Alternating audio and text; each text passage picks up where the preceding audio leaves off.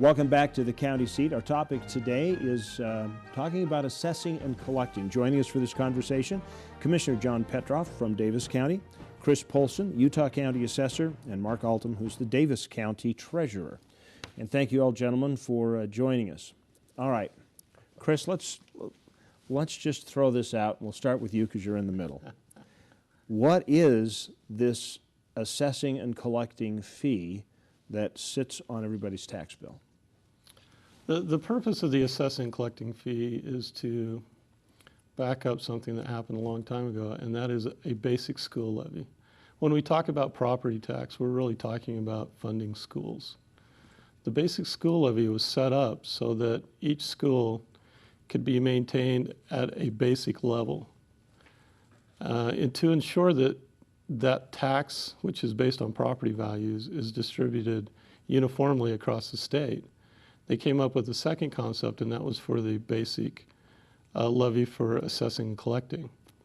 They gave the counties two options, and one is set by the legislature. It's called the multi-county assessing and collecting rate. It's a statewide levy, and that's really what we're going to be focusing on today. There's a second levy that counties can also utilize, and it's a local assessing and collecting levy. But getting back to the multi-county assessing and collecting levy, the concept behind this was that not every county is going to be able to subsidize or to utilize the resources they have to do an adequate job.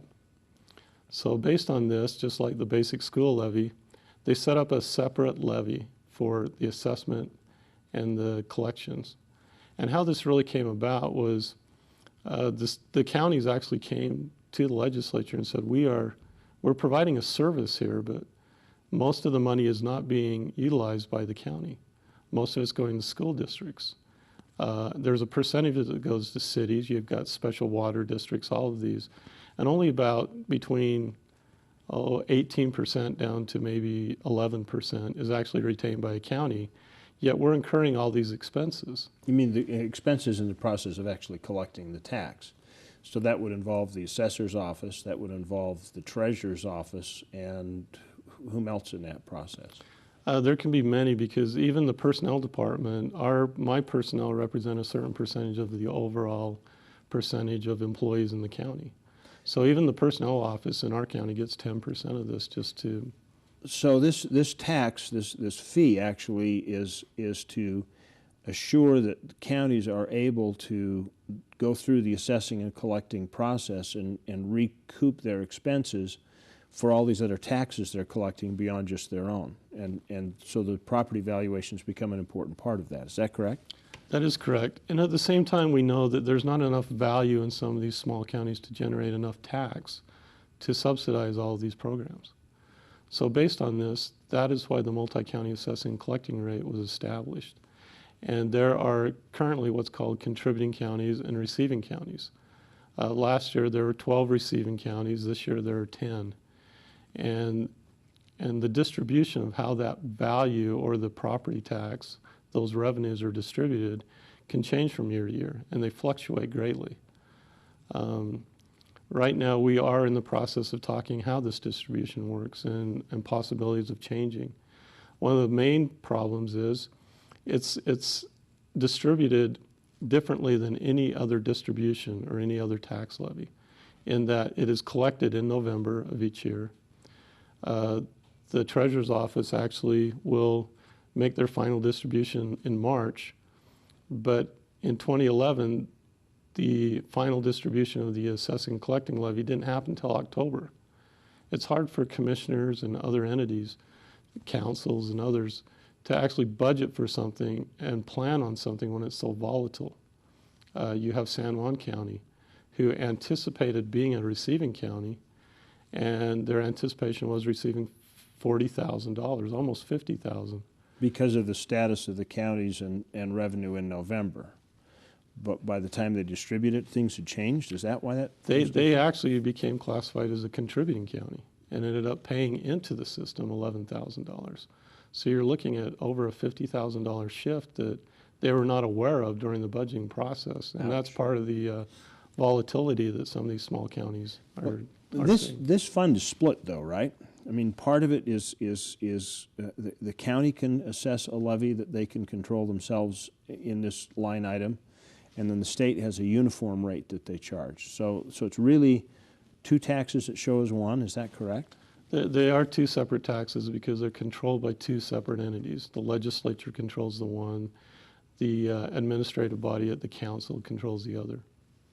Okay, and they can fluctuate wildly. Some counties are more aggressive than others at making sure that they have the adequate funds to go through the assessing and collecting process. And that's correct. And currently we're discussing that process in itself, because currently 89% of the revenue that is collected by the statewide levy is retained by that collecting entity. So the state auditor's office is now questioning, is that really a statewide levy if 89% of the revenue is being retained by the collecting entity? Is it really just a local levy with a label that says multi-state levy? So, I mean state levy. So because of that, because only about 11% of this is distributed for different reasons, the concept right now that we're talking about is maybe we should start looking at a statewide levy that only is 11% and move the remaining 89% to that local levy so that it's more transparent than it is now.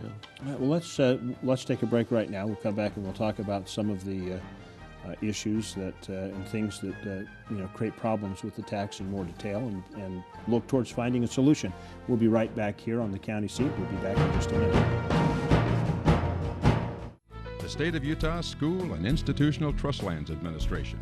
SITLA manages 3.5 million acres in Utah lands with the express purpose of furthering the education of Utah students while promoting local industry, oil and gas, even residential development, all at the same time. Through the careful use of trust lands, we distributed more than $22 million to Utah schools last year.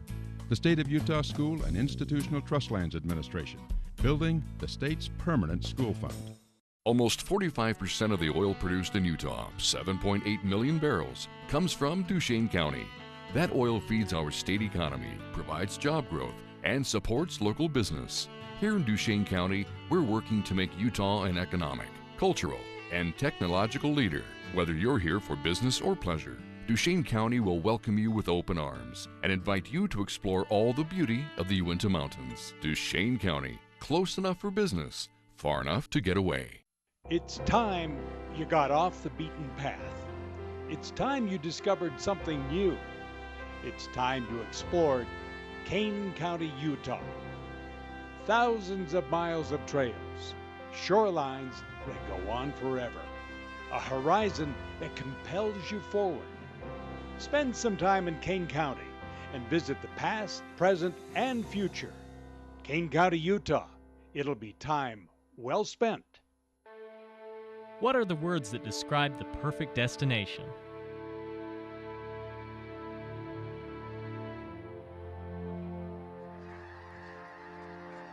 Finding them all in one place is easy if you know where to look. Millard County in the heart of Utah offers ATV adventures, rock crawling events, art festivals, and nature at its most epic. Millard County, Utah. Find out what you've been searching for.